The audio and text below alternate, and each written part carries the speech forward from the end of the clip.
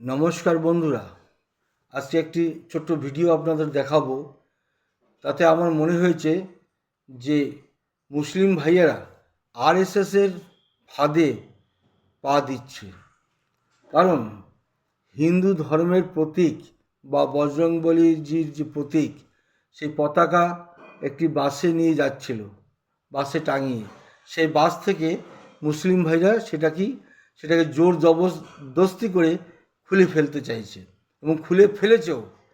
এতে বোঝা যাচ্ছে যে এই মুসলিম ভাইরা আরএসএসের প্রতীক, আরএসএসের পাতা ফাঁদে পা দিতে চাইছে এবং আগামী দিনে চাইছে হিন্দু রাষ্ট্র তৈরি করার একটি কারণ এরা খুঁজে খুঁজে আরএসএসের হাতেই সেই অস্ত্রটি দিতে চাইছে। আরএসএস যাতে আরও জোরদার করে হিন্দু রাষ্ট্র তৈরি করতে সক্ষম হয়, সেই জন্য এই মুসলিম ভাইরা হিন্দুদের প্রতীক এবং হিন্দুদের যে ভালোবাসার পাত্র রাম বা হনুমান, তাদের উপরে বা তাদের প্রতীক চিহ্ন পতাকা, সেই পতাকাকে অবমাননা করতে চাইছে।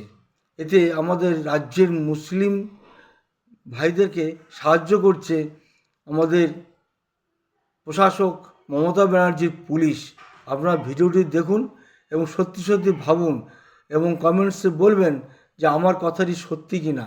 এবং মমতা ব্যানার্জিও চান যে আরএসএসের হাতে অস্ত্র তুলে দিতে এবং মুসলিমরা আরও যত উগ্র হবে, হিন্দু ভাইরা তত এককাট্টা হবে।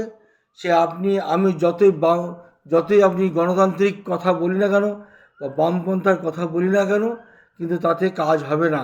আস্তে আস্তে দেখবেন হিন্দুদের মনের ভিতরে এমন একটা বিতৃষ্ণা সৃষ্টি হবে যে তারা এককাট্টা হয়ে একটা হিন্দু রাষ্ট্র গড়ার জিগির তুলবে। এটা মমতা ব্যানার্জি চাইছেন এবং আরএসএস এর পাতা ফাঁদে পা দিচ্ছে এইসব মুসলিম ভাইরা। এখানেই ভিডিওটা দেখাবো, দেখে আপনারা বলবেন কমেন্টসে সত্যি ঘটনা কী।